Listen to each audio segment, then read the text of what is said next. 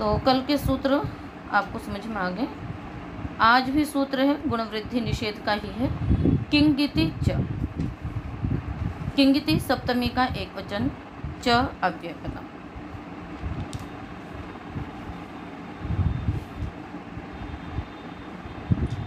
समास करेंगे।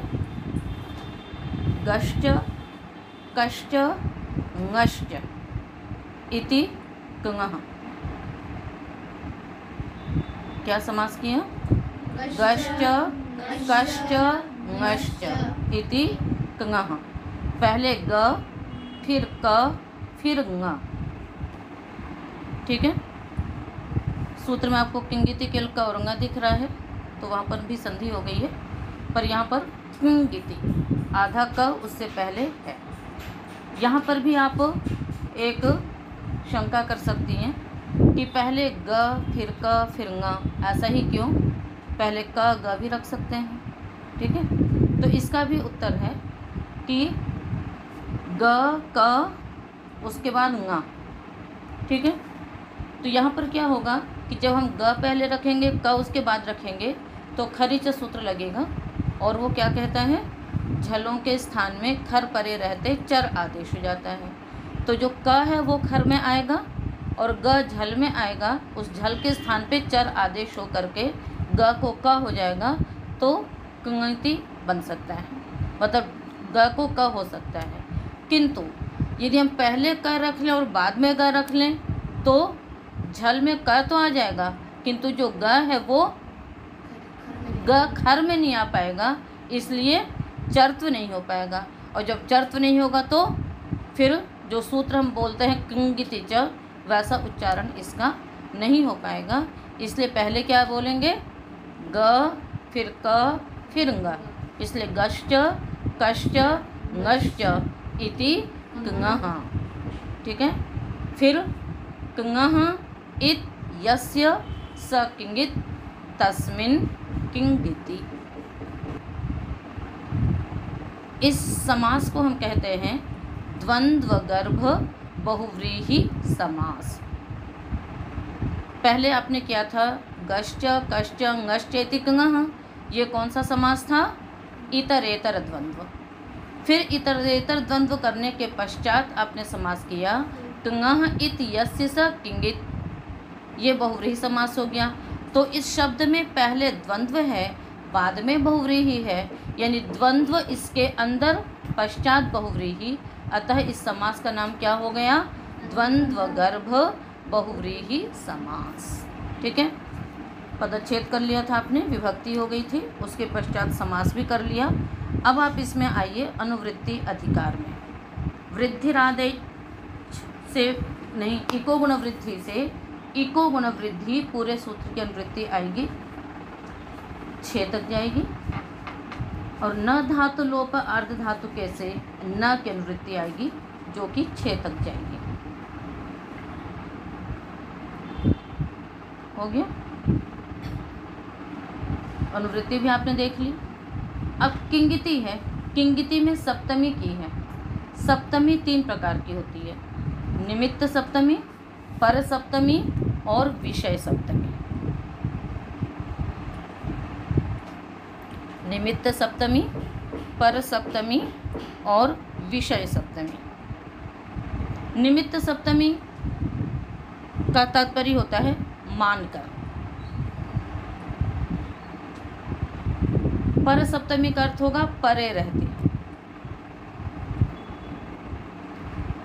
पर सप्तमी का अर्थ क्या होगा? परे रहते। और विषय सप्तमी का अर्थ होता है विषय में। अब इन तीनों के भेद को समझिए। जैसे अभी तक आप सूत्रों का अर्थ कर रहे थे, अच परे रहते, इक के स्थान पे यण आदेश होता है, तो पर सप्तमी का मतलब होता है कि वो परे होना चाहिए। ठीक है। अव्यवहित परे होना चाहिए और उससे पूर्व में वह कार्य होता है। निमित्त सप्तमी में यह आवश्यक नहीं है कि वो परे हो, उसको मान करके भी कार्य होता है। सूत्र में ऐसा नहीं कहा गया कि वो परे रहते, बस उसको मान करके भी आप कार्य कर सकते हैं, इतना वहाँ पर है। ठीक है। और विषय सप्तमी में तो यह है कि वह परे भी नहीं है, उसको माना भी नहीं है, वो आएगा, उसका विषय उपस्थित होगा, ऐसा मानकर पहले ही कार्य हो जाता है। तो पर सप्तमी तो आपके अभी तक बार बार आपने देखा उसके उदाहरणों में। निमित्त सप्तमी है किंगिति च सूत्र में, और विषय सप्तमी जब होगा तब आपको उसका उदाहरण बता दिया जाएगा। तो हम सूत्र का अर्थ करेंगे। गित कित गित निमित्त के, गित कित गित निमित्त के इकः स्थाने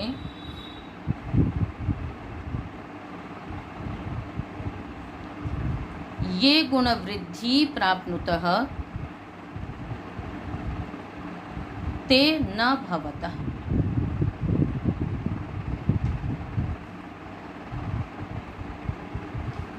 क्या अर्थ लिखा आप सबने?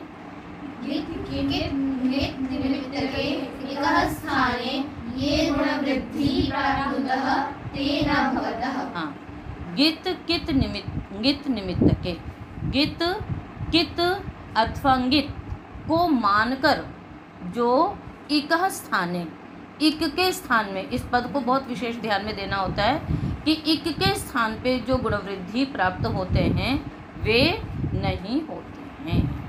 ठीक है, उदाहरण में आ जाइए। गित का उदाहरण है जिष्णुः भूष्णुः, कित का है चितः चितवान, मृष्टः मृष्टवान,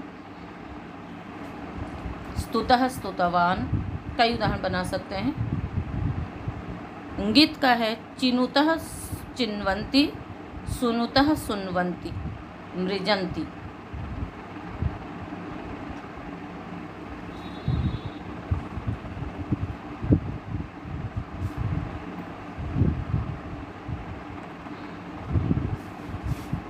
ठीक है, क्या क्या उदाहरण लिख लिया?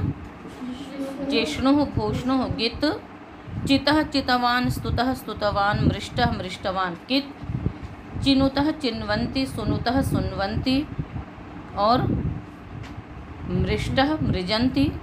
ये है गित का उदाहरण।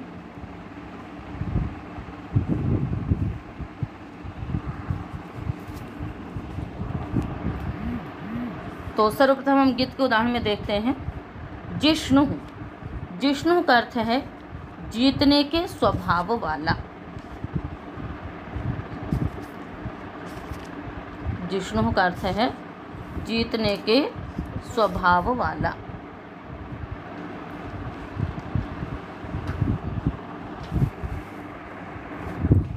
जी जय धातु, भूवादयो धातुः से धातु संज्ञा कर ले। इसके पश्चात सूत्र लगाएंगे हम। ग्ला जिस्थश्च स्नु, ग्ला जिस्थश्च स्नु।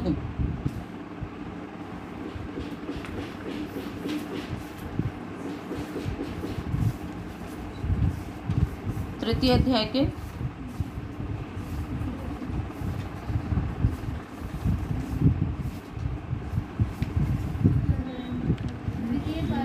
हाँ 139 नंबर का सूत्र है। इसके ऊपर सूत्र है भुवश्च, उससे भुवः की भिन्न वृत्ति आती है। सूत्र का अर्थ है ग्ला अर्थात ग्लई मलई हर्षक्षये, जी जी जये, स्था ष्ठागति निवृत्तौ। ऊपर से भू की अनुवृत्ति भी आ रही है। चकारात् भू सत्तायाम, इत्येतेभ्यः धातुभ्यः स्नु प्रत्ययो भवति परश्च तच्छीलादिषु अर्थेषु। आक्वेश तच्छील तद्धर्म तत्साधुकारिषु। इस सूत्र से तच्छील तद्धर्म तत्साधुकारी है ना, इसका भी अधिकार चलता है। क्या अर्थ हुआ सूत्र का? लई मलई हर्षक्षये, जी जये, ष्ठागति निवृत्तौ, भूसत्तायाम, इत्येतेभ्यः धातुभ्यः स्नु प्रत्ययः परश्च भवति तच्छीलादिषु अर्थेषु। ग्ला जी स्था भू इन धातुओं से स्नु प्रत्यय होता है और वह परे होता है तच्छीलादि अर्थों में। तच्छील यानी उसका वह स्वभाव है, तद्धर्म अर्थात उसका वह धर्म है, तत्साधुकारी, यानी उस क्रिया को वह भली प्रकार से करता है। इन 3 अर्थों में ये प्रत्यय होते हैं। इसलिए यहाँ पर जिष्णु का अर्थ हुआ जीतने के स्वभाव वाला, तत्शील, यानी उसका यह स्वभाव है। तो जी जय धातु से स्नु प्रत्यय रखा, लशक व तद्धिते से ग की इत संज्ञा हो जाएगी। प्रत्यय क्या आती, लशक उ की इत संज्ञा होती है तद्धित को छोड़ करके, तो यहाँ पर ग की इत संज्ञा हो गई। शेष क्या बच गया, स्नु। इसके पश्चात स्नु की आपने आर्ध धातुकम शेषा से आर्ध धातुक संज्ञा की। यस्मात् प्रत्यय विधि तदादि प्रत्ययंगम से स्नु प्रत्यय के परे रहते जी की अंग संज्ञा हो गई। शेष बचा जी आगे स्नु। ठीक है, यहाँ पर सूत्र की प्रवृत्ति हुई सार्वधातुक आर्ध धातु का योग। उससे भी पहले आप आर्ध धातु कस्य वलादे से वलादी आर्ध धातु को इटागम की प्राप्ति, एकाच उपदेशन द्वात्तात् से इटागम का निषेध। फिर आप लगाएंगे सार्वधातुक आर्ध धातु का योग हो। सार्वधातु के अर्ध धातु के च परतः इगंतस्य अंगस्य गुणो भवति, इगंत अंग को गुण की प्राप्ति हुई, तभी ये सूत्र लगा किंगिति च। इसने क्या कहा, गित कित गित को मानकर यदि इक के स्थान पर गुण वृद्धि प्राप्त हो रहे हैं तो वे नहीं होते। यहाँ पर स्नु गित प्रत्यय है, इसको मान करके यहाँ जी के ई को गुण की प्राप्ति हो रही है, अतः क्या हो गया, निषेध हो गया, तो गुण नहीं हुआ। गुण नहीं हुआ तो जी स्नु यह स्थिति रही। इसके पश्चात आदेश प्रत्यय यो हो। क्या अर्थ है इस सूत्र का,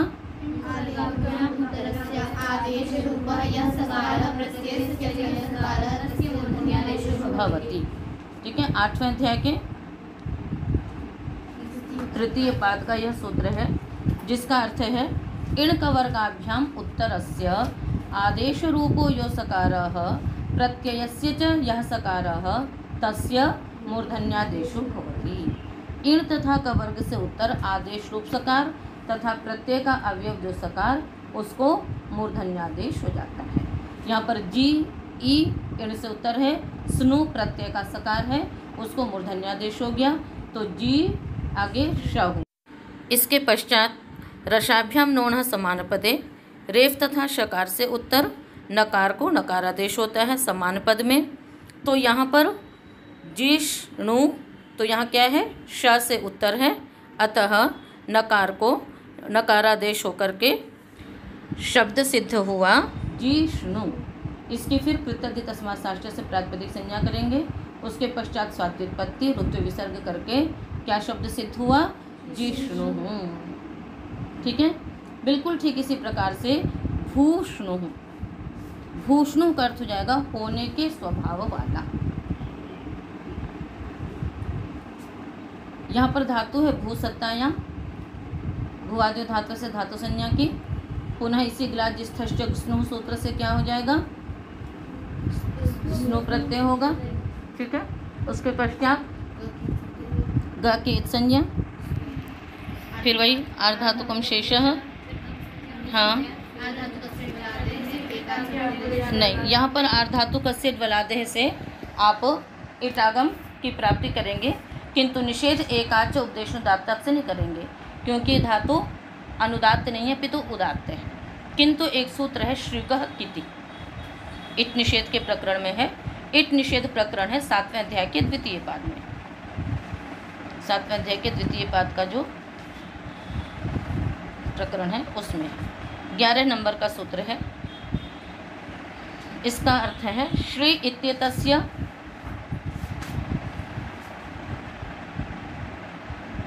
उगंत श्री इत्येतस्मात् उगंताच्च धातोः परः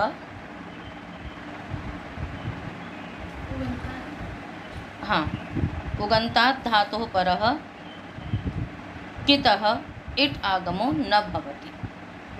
श्री धातु से उत्तर तथा उगंत धातुओं से उत्तर कित को इट आगम नहीं होता है। तो जो स्नु है, तो यहाँ पर किति दिख रहा है ना, किंतु इस किति में ग भी मिश्रित है, यानी गित तथा कित दोनों आर्धातुकों को इट आगम नहीं होगा। तो ये गित है और भू उगंत है। भू कैसी धातु है, उगंत। उगंत यानी उप प्रत्याहार अंत वाली धातु है।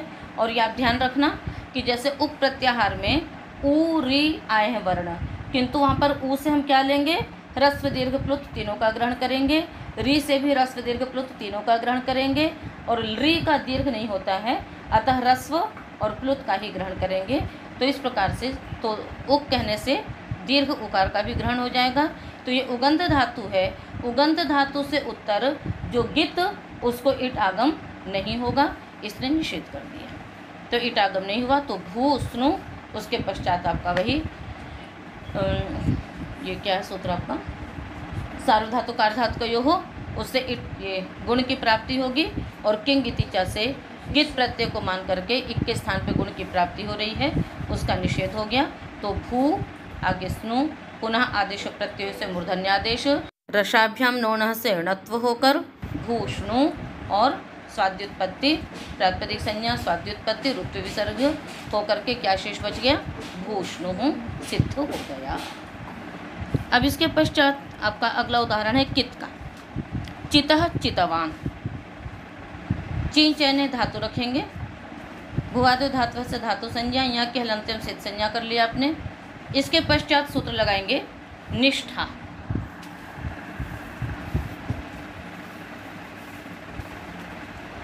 धातोः भूते काले निष्ठा प्रत्यय परश्च भवति। धातु से भूतकाल में निष्ठा प्रत्यय होता है और वह परे होता है।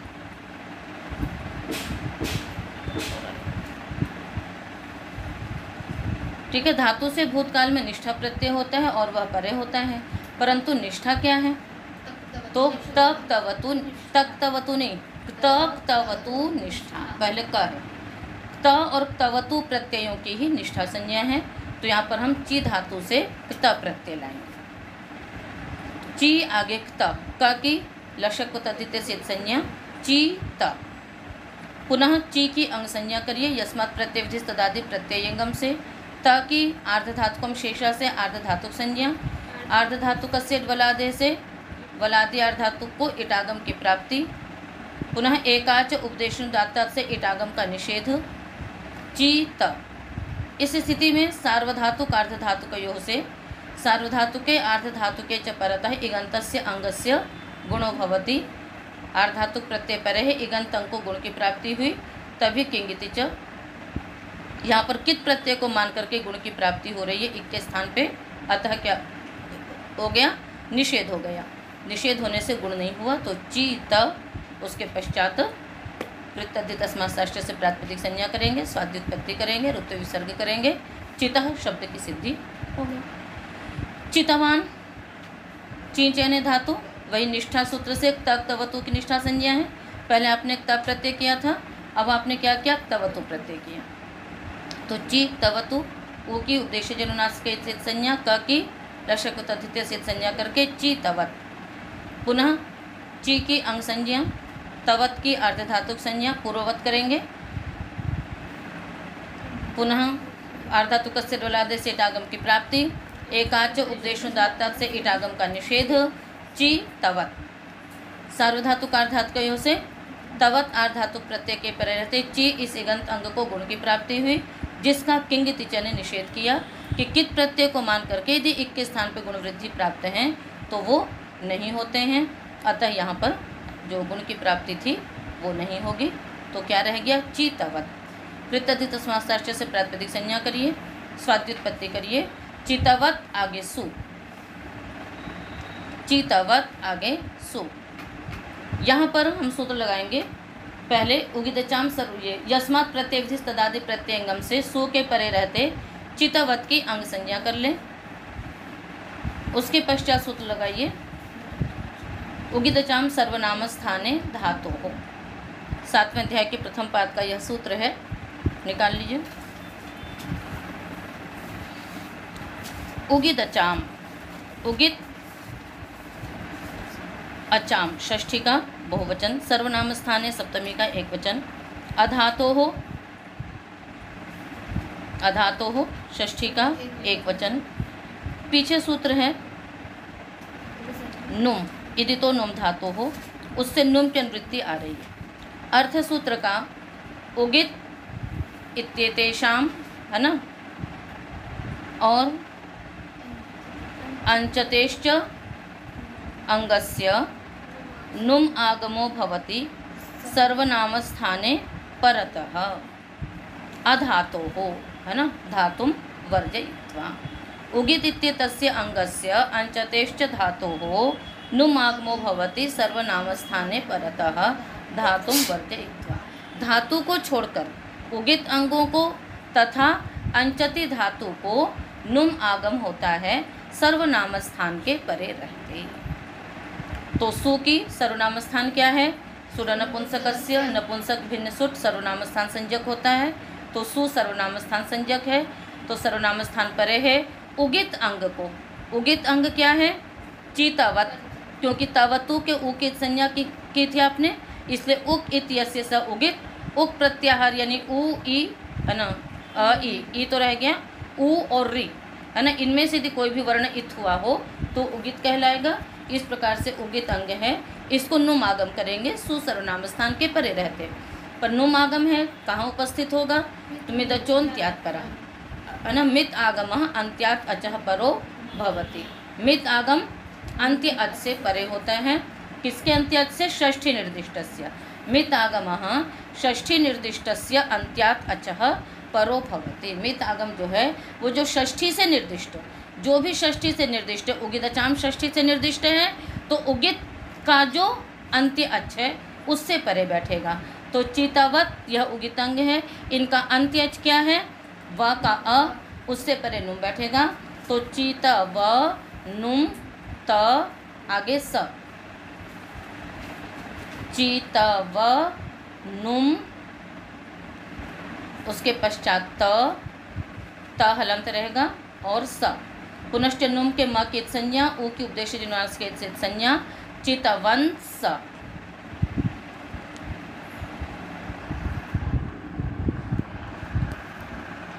यहाँ पर नुम आगम करने से भी पहले हम दीर्घ कर लेंगे। दीर्घ हम नुम आगम से पहले करेंगे। जिस स्थिति में चितवत, जिस स्थिति में क्या है? चितवत आगे स है, इसी स्थिति में हम सूत्र लगाएंगे अत्वसंतस्य चा धातु हो। अत्वंतस्य असंतस्य धातुवर्जितस्य अत्वंतस्य असंतस्य अंगस्य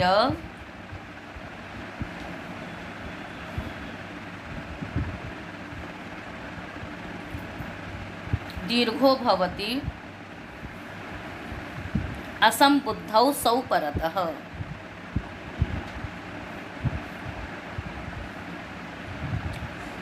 क्या अर्थ हुआ सूत्र का? धातो वर्जितस्य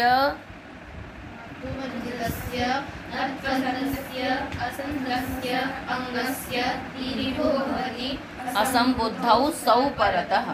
संबुद्धि भिन्न सु के परे रहते धातु वर्जित अत्वंत और असंत अंग की उपधा को अत्वंतस्य असंतस्य अंगस्य उपधायाः, अत्वंतस्य असंतस्य अंगस्य उपधायाः दीर्घो भवति। धातु वर्जित यानी धातु को छोड़कर, धातु का नहीं होना चाहिए, धातु को छोड़कर अत्वंत असंत अंग की उपधा को दीर्घ होता है। कब? संबुद्धि भिन्न सु के परे रहते। तो ये संबुद्धि का सु नहीं है। संबुद्धि क्या है? एक वचनम संबुद्धि। संबोधन की प्रथमा का जो एक वचन है उसकी संबुद्धि संज्ञा है, तो उसको छोड़ करके जो सु परे है उसको क्या हो, उसके परे रहते यहाँ पर अत्वंत है, अत्वंत अंग की उपधा को दीर्घ हो गया। किसको दीर्घ होगा?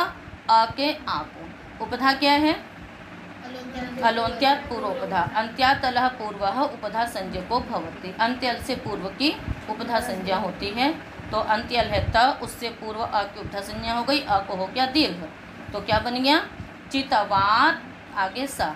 अब आप यहाँ उगितचाम सर्वनाम स्थानीय धातु सूत्र लगाएंगे, उसका अर्थ हम आपको बता चुके हैं, ठीक है ना। उगित अंग को नुमागम होगा, तो अब नुमागम होगा तो चितवांत स। इसके पश्चात आप सूत्र लगा लीजिए हल ज्ञाभ्यो दीर्घात सुतिस्य प्रिक्तम हल।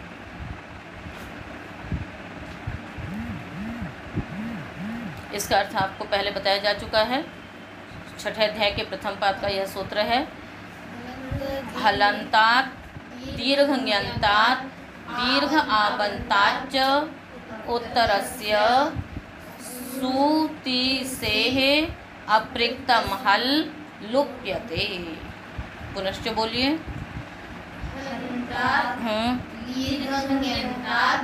दीर्घ आबन्ताच्च उत्तरस्य सुतिसेः अपृक्तस्य हलः अपृक्तस्य हलः लोपो भवति बोलो, या फिर सुतिसेः अपृक्तम हल लुप्यते। यदि आप लुप्यते को क्रिया बना देते हैं तो उसको कर्म बनाएंगे कि ये हल लुप्त होता है या इन हल का लोप होता है। ठीक है, दोनों तरह से वाक्य बना सकते हैं। तो हलंत दीर्घज्ञंत तथा दीर्घ आबंत से उत्तर सुतिसी के अपृक्त हल का लोप होता है। ठीक है, यहाँ हल से उत्तर है, चितवान त हल है, उस त हल से उत्तर सुतिसी के अपृक्त हल का। अपृक्त क्या होता है? अपृक्त क्या होता है? अपृक्त एकाल प्रत्यय। तो उससे यहाँ पर हमने सु के ऊ की संज्ञा की आपने, तो स एक अलरूप प्रत्यय है, इसके अपृक्त संज्ञा है, और ये अपृक्त हल किसका है? सु का है। तो सु के अपृक्त हल का लोप हो गया, तो स का लोप हो गया। क्या शेष बच गया? चितवांत। इसके पश्चात सूत्र लगेगा संयोगांतस्य लोपः। हाँ, तो सूत्र क्या कहता है? संयोगांतस्य पदस्य लोपो भवति। अब पहले तो आप देखिए कि संयोग क्या है। तो हलोनन्तराः संयोगः, व्यवधान रहिताः हलः संयोग संज्ञकाः भवन्ति। व्यवधान रहित जो हल हैं उनकी संयोग संज्ञा होती है। व्यवधान रहित का मतलब क्या हो गया कि दो हलों के बीच में कोई अच नहीं होना चाहिए। 2, 3, 4 जितने भी हल होंगे बीच में कोई अच नहीं आना चाहिए। ऐसे अनेक हलों की क्या होती है? संयोग संज्ञा होती है। तो यहाँ पर न और त दो हल हैं, इनकी क्या हो गई? परस्पर संयोग संज्ञा हो गई। ठीक है ना, इन दोनों की तो संयोग हो गया। और सुप्तिगंतम पदम से हमने क्या किया? यहाँ पर जो जिस सु का आपने लोप किया है उसको प्रत्यय लोपे प्रत्यय लक्षणम से हम प्रत्यय लक्षण मान लेंगे। इसका भी आपको अर्थ मालूम है कि प्रत्यय से लोपे सति प्रत्यय लक्षणम अर्थात प्रत्यय निमित्तकम कार्यम भवति। प्रत्यय के लोप होने पर प्रत्यय निमित्तक कार्य हो जाता है। तो सु का आपने लोप किया था, लोप होने पर भी हम उसको मानते हैं कि वह है। ऐसा मान करके चितवान को हमने सुबंत माना और इसके हमने पद संज्ञा कर ली। अब ये संयोगांतस्य पदस्य, संयोग का अंत होना चाहिए, पद संज्ञक होना चाहिए, तो उसका लोप हो जाता है। ता का क्या हो गया? लोप। क्या शेष बचा? चितवान। ठीक है, तो चितः चितवान। बिल्कुल इसी प्रकार ष्टु स्तुतौ धातु से स्तुतः स्तुतवान, स्तुतः स्तुतवान। आपको मालूम है यहाँ पर पहले आ चुका है, धात्वादेश सह से श को स करते हैं और निमित्ता पाये निमित्तिनोप्य पाया से ट का निमित्त जो श उसके हट जाने से निमित्त भी हो अपने स्थान पर ही आ गया, तो ट को त हो गया। पुनः इसी प्रकार से धातु लाएंगे आप स्तु, उसके बाद प्रत्यय, फिर वही इटागम की प्राप्ति, इटागम का निषेध, गुण की प्राप्ति, गुण का निषेध इत्यादि कार्य करके आप स्तुतः स्तुतवान शब्द की भी सिद्धि कर लेंगे। ठीक है, इसी प्रकार बहुत सारे शब्द आप सिद्ध कर सकते हैं। डुकरी करने धातु से कृतः कृतवान, री को गुण की प्राप्ति होगी, उसका आप निषेध दिखा देंगे। तो कित भी हो गया, गित हो गया, कित हो गया। मृष्टः मृष्टवान, ये वृद्धि का उदाहरण ले लीजिए। मृजुष शुद्ध धातु, उससे आपने क्या किया? मृजुष भुआदि धातु से धातु संज्ञा, अनुबंध लोप, मृज धातु बची, उसके पश्चात वही निष्ठा से ता प्रत्यय कर लेंगे।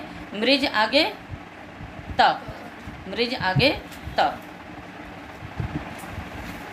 पुनः वही अंग संज्ञा करिए, ता की अर्धातुक संज्ञा करेंगे। अर्धातुक का सिर विलादे से इटागम की प्राप्ति, एकाच उपदेश दातात से इटागम का निषेध, स्थिति आपकी वही रही। मृज आगे त, यहाँ पर किसकी प्राप्ति होगी? मृजेर वृद्धि। ठीक है, मृज की अंग संज्ञा है, तो मृजे अंगस्य वृद्धिर्भवति, मृज अंग को वृद्धि होती है। तो अंग संज्ञा त को ही मान करके हो रही थी, और त क्या है? कित, इसलिए निमित्त सप्तमी लगाया। मृजेर वृद्धि ये नहीं कहता है कि उसके परे रहते गुण होता, वो बस इतना कहता है कि मृज अंग को वृद्धि होती है, किंतु मृज को भी अंग बनने का निमित्त कौन है? कृता प्रत्यय, यानी कृता प्रत्यय उसमें निमित्त हुआ, इसलिए हमने सूत्रकार से क्या किया? किंगिन निमित्ते। यदि गित कित गित निमित्त बन रहे हों तो भी इक के स्थान पे गुण वृद्धि नहीं होते हैं। तो यहाँ पर जो त कित प्रत्यय है वो निमित्त बन रहा है वृद्धि का, अतः मृज अंग को वृद्धि नहीं हुई। वृद्धि न होने से मृज त। अब आप बताइए यहाँ क्या सूत्र लगेगा? जा को शा किससे होगा? भ्रष्ट भ्रज सृज मृज यज राज भ्राज शामशः। त झल परे है, इसलिए यहाँ पर भ्रष्ट का अर्थ हम आपको पहले बता चुके हैं मार्ष्टि की सिद्धि में। तो मृज के जा को शा हो गया। मृष्ट इष्टनाष्टु, मृष्ट स्वाद्युत प्रातिपदिक संज्ञा, स्वाद्युत्पत्ति ऋतु विसर्जनी होकर के मृष्ट मृष्टवान की सिद्धि कर लेंगे। गित प्रत्यय का उदाहरण देखिए, चिनुतः चिन्वन्ति, सुनुतः सुनवन्ति। चीन चयने धातु है, धातु संज्ञा यहाँ के हलंतरम सिद्ध संज्ञा करके ची। इसके पश्चात ये लट लकार का रूप है। चिनुता का अर्थ हो जाएगा वे दोनों चुनते हैं। लट लकार का रूप है, पहले लट लकार लाएंगे, पुनः लट के स्थान पे तिबाद्युत्पत्ति करके द्विकय और द्विवचन के वचने से द्विवचन की विवक्षा में तस रखेंगे। ची आगे तस। यहाँ पर जो तस है स अंतिम हल है उपदेश में। उपदेश में वर्तमान अंत्य हल की संज्ञा होती है। स के अंत्य हल की संज्ञा की प्राप्ति हुई, किंतु न विभक्तो तुस्माह। यहाँ पर आपने विभक्तिष्ठ से विभक्ति संज्ञा की हुई है। इनकी विभक्ति संज्ञा करने का यही प्रयोजन। ठीक है, तो विभक्ति संज्ञक हैं ये। तो विभक्ति में वर्तमान तवर्ग सकार मकार की इत संज्ञा नहीं होती है, अतः यहाँ पर सकार की इत संज्ञा नहीं हुई। जब स की इत संज्ञा नहीं हुई तो वासी रह गया। क्या स्थिति रह गई? ची आगे तस। तस को आपने क्या किया? तिंक्षित सार्वधातुकम से सार्वधातुक संज्ञा कर ली, ची तस। पुनः यहाँ सूत्र लगेगा, ये स्वादिगण की धातु है, अतः स्वादिभ्य श्नु। स्वादिभ्य धातुभ्य कर्तरी सार्वधातु के परतः श्नु प्रत्यय परश्च भवति। स्वादिगण की धातुओं से परे कर्तावाची सार्वधातुक प्रत्यय परे हो तो है ना, श्नु प्रत्यय होता है और वह परे होता है। तो ची धातु स्वादिगण की है, तस कर्तावाची सार्वधातुक है, अतः श्नु प्रत्यय आ गया। पुनः श्नु के शा की लशक व तद्धित से संज्ञा करेंगे, ची नु तस। ठीक है, यहाँ पर हमने क्या किया? ची की नु के परे रहते ची की अंग संज्ञा करेंगे यस्मात् प्रत्यय विधि तदादि प्रत्ययंगम से, और तस के परे रहते चीनू की अंग संज्ञा करेंगे। बात समझ में आई? नहीं आई? तस के परे रहते चीनू की अंग संज्ञा करेंगे और नू के परे रहते ची की अंग संज्ञा करेंगे। ठीक है, और दो बार यहाँ पर किंगितिच सूत्र घटेगा। कैसे? पहले हम क्या करेंगे? यहाँ पर तस सार्वधातुक के परे रहते सार्वधातुक अर्धधातुक योग से जो चीनू इगंत अंग है उसको गुण की प्राप्ति हुई। तस सार्वधातुक प्रत्यय के परे रहते है ना, कितना इगंत अंग बना? चीनू। कितना इगंत अंग बना? चीनू। तो चीनू यह जो इगंत अंग बना इसकी हम क्या करेंगे? अंग संज्ञा करेंगे। ठीक है ना, अंग संज्ञा की हमने, और तस के परे रहते चीनू इस इगंत अंग को ही गुण की प्राप्ति हुई। यहाँ तक समझ में आ गया? अब यहाँ पर हम सूत्र लगाएंगे, सार्वधातुकम अपित, अपित सार्वधातुकम गित्वत भवति। प्रथम अध्याय के द्वितीय पाद का यह सूत्र है। तो जो तस है वह अपित है। अपित यानी जिस सार्वधातु का प इतना गया हो, तो तस सार्वधातुक है, उसका प इतना ही गया है, इसलिए वो अपित सार्वधातुक है। अपित सार्वधातुक होने पर तस क्या बन गया? गित्वत बन गया। गित होने के कारण से यहाँ पर क्या लगा सूत्र? किंगितिच। किंगित को मान करके जो गुण की प्राप्ति हो रही है इगंत अंग को, वो गुण नहीं होगा। तो जो नू के ऊ को जो गुण की प्राप्ति हो रही थी उसका निषेध हो गया। ठीक है, अब आपने नू के परे रहते ची की भी हम संज्ञा की थी। ठीक है, तो यहाँ पर तिंक्षित सार्वधातुकम से श्नु की सार्वधातुक संज्ञा हुई है और वो भी अपित सार्वधातुक है, इसलिए अपित सार्वधातुक होने से वो ङित्वत है। अब नु क्या है, ङित है। उस ङित सार्वधातुक को मान करके जो ची इस इगंत अंग को गुण की प्राप्ति हो रही है उसका भी क्या हो जाएगा, निषेध हो जाएगा। तो ची को भी गुण नहीं हुआ। 2 बार सूत्र की प्रवृत्ति हुई। तस को मान करके चीनु इस इगंत अंग के नु को जो गुण की प्राप्ति हो रही थी उसका भी निषेध हो गया। और उसी के साथ साथ जब हमने नु के परे रहते ची को अंग संज्ञा की और उस इगंत अंग को गुण की प्राप्ति हुई तो नु भी क्या है, अपित सार्वधातुक ङित्वत होने से ङित्वत है वह, अतः ङित को मान करके जो गुण की प्राप्ति हुई वह भी नहीं हुआ। तो ची नु तस यही स्थिति रह गई। स को ऋत्व विसर्ग कर लीजिए, क्या बन गया, चिनुतः। ठीक इसी प्रकार से शुय अभिशव्य धातु से आप क्या बना लेंगे, सुनुतः। ठीक है, अब आगे आ जाइए चिन्वंती। चिन्वंती में हम क्या करेंगे, ची चैन्य धातु रखेंगे, ची आगे त्रिवाद्य उत्पत्ति करिए, झी ले आएंगे बहुवचन में बहुशु बहुवचनम से। तो ची आगे झी, झी क्या है, सार्वधातुक संज्ञा के तिंक्षित सार्वधातुकम से। तो कर्तावाची सार्वधातुक के परे रहते वही स्वादिभ्य श्नु से यहाँ पर भी श्नु प्रत्यय आ गया। ची नु झी आपकी स्थिति है, ची नु झी। पुनः झी के परे रहते ची नु की अंग संज्ञा करिए और झोंतः सूत्र लगा लीजिए। झोंतः का अर्थ क्या है, अंग संबंधिनः प्रत्ययादेः झकारस्य स्थाने अंत इत्ययम् आदेशो भवति। 7वें अध्याय के प्रथम पाद का यह सूत्र है। कितने नंबर का है, संभवतः 3रे नंबर का। हाँ, अंग संबंधी प्रत्यय के आदि झकार के स्थान पे अंत आदेश होगा। अंग संबंधी यानी जिस झी के परे रहते अंग संज्ञा हो सकती। तो यहाँ पर इस झी के परे रहते अंग संज्ञा हुई है, अतः ये अंग संबंधी है यानी अंग का निमित्त है ये। इसके प्रत्यय के आदि झकार के स्थान पे अंत आदेश हुआ और ई उसमें मिल गया, तो क्या स्थिति रह गई, चीनु अंति, चीनु अंति। अब ये जो अंति झी के स्थान पे हुआ है ये भी क्या है, अपित सार्वधातुक है। ठीक है, इसलिए सार्वधातुक अपित से ये भी ङित्वत है। इस अंति को मान करके सार्वधातुक अर्धधातुक योग से नु के स्थान पे गुण की प्राप्ति हुई। तो किंगित ने कहा कि ङित को मान करके यदि एक के स्थान पे गुण प्राप्त हो रहे हो तो वो नहीं होंगे। तो अंत्य को मान करके जो नु को गुण की प्राप्ति हुई उसका निषेध हो गया। पुनः नु को मान करके जो ची को गुण की प्राप्ति हुई उसका भी क्या हो गया, किस सूत्र से निषेध हो गया, किंगित च से निषेध हो गया। तो ची नु अंति ऐसी स्थिति रह गई, गुण नहीं हुआ। ठीक है, अब इसके पश्चात ची नु अंत ये स्थिति है तो इकोनिति की प्राप्ति हो गई। नु अंत अचिपरतः इक स्थाने अनादेशो भवति। अंति का अचपरे है, उ इक है, उसके स्थान पे अनादेश की प्राप्ति हुई। तभी सूत्र लग गया अचिष्णु धातु भ्रुवाम युवोरि यंगु वंगौ।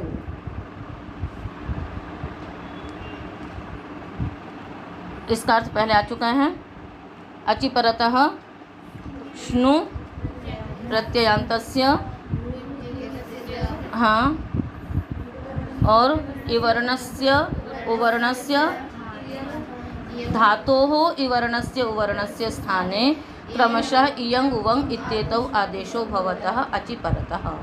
है ना, श्नु प्रत्ययांत अंग को तथा धातु के इवर्ण उवर्ण को और भ्रू के उवर्ण के स्थान पे क्रमशः इयंग उवंग आदेश हो जाते हैं, अच के परे रहते। अच परे है, यहाँ पर क्या है, श्नु है, तो नु के उ को उवंग आदेश की प्राप्ति हुई। ठीक है, उसको भी बांध करके सूत्र लग गया हुष्णु वो हो सार्वधातु के, यानी इको योनची का अपवाद अचिष्णु धातु भ्रुवाम योरि अंग वंगौ, और उसका भी अपवाद सूत्र है हुष्णु वो हो सार्वधातु के। 6487 नंबर का यह सूत्र है।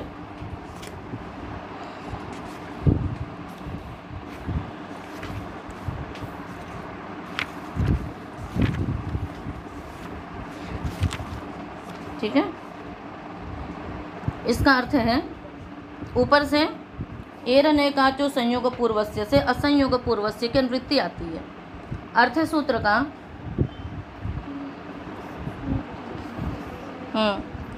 असंयोग पूर्वस्य श्नु प्रत्ययांतस्य अंगस्य हु इत्येतस्य च अंगस्य यणादेशो भवति सार्वधातुके परतः। क्या अर्थ हुआ सूत्र का?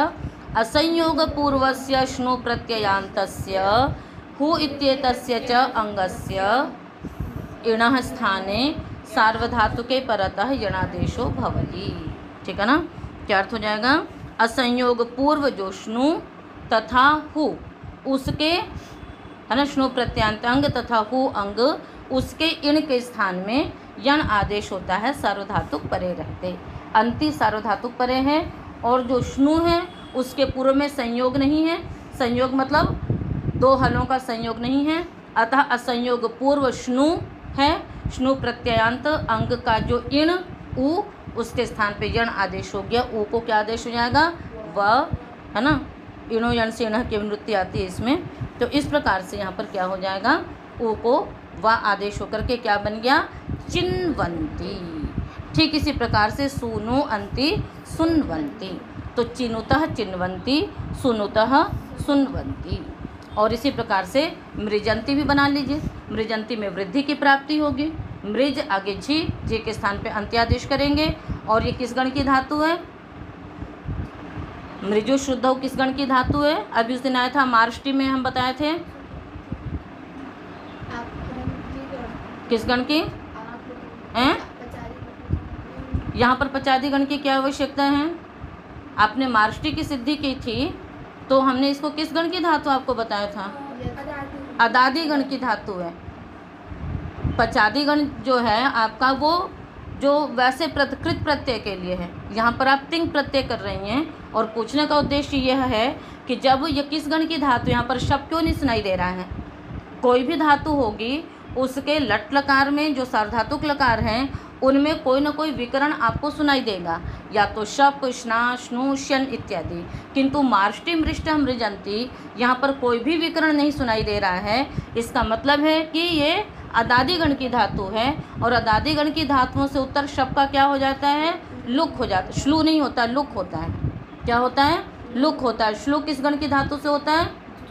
जो होत्यादि गण की धातु से होता है, इसलिए वहाँ पर द्वित्व होता है। ठीक है, तो इसको पहचानने का तरीका है ये कि यदि आपको लट लकार में किसी धातु में कोई विकरण नहीं दिखाई दे रहा है तो वो किस गण की धातु होगी? अदादी गण की होगी। अदादी गण की होने के कारण से मृज शप अंति, शप का क्या हो गया? अधिप्रभृतिभ्य शपा से लुक हुआ। मृज अंति, यहाँ पर फिर मृजेर वृद्धि से मृज अंग को वृद्धि की प्राप्ति हुई, जो कि अंति अपित सार्वधातु गित्वत होने के कारण से गित को मान करके जो गुण की प्राप्ति हो रही है मृज अंग के इक को, उसका क्या हो गया? निषेध हो गया। इस प्रकार से आपका क्या बन गया? मृजंती। तो किंगिति च सूत्र के तीनों के अलग अलग उदाहरण हुए। गित का उदाहरण हो गया जिष्णु भूष्णु। कित का उदाहरण हुआ चितः चितवान, स्तुतः स्तुतवान, मृष्टः मृष्टवान। और गित का उदाहरण हुआ चिनुतः चिन्वंती, चिनुतः नहीं, केवल चिन्वंती, सुनवंती। गित का उदाहरण देख रहे हैं ना?